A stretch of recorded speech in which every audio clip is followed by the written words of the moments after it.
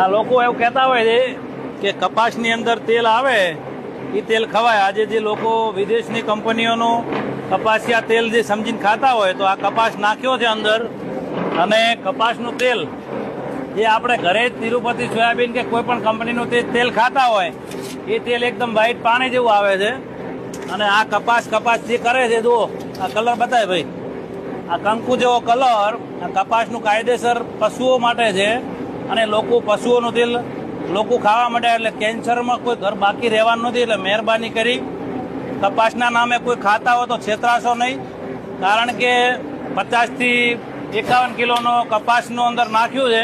તાર હજી 3 કિલો કે 3.5 કિલો તેલ બહાર નથી નીકળ્યું। કપાસની અંદર 10% તેલ આવે છે એટલે 20 કિલોની અંદર 2 કિલો તેલ નીકળતું હોય તો આપણને જે 1500માં અને 1600માં જે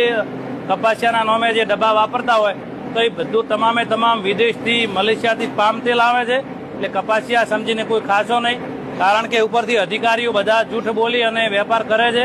મહેરબાની કરી શાંતિથી જીવવું હોય તો પોતાનો રાયડો પોતાનો સરસવ આ છે સરસવ, આ સરસવની અંદર 40% તેલ નીકળે છે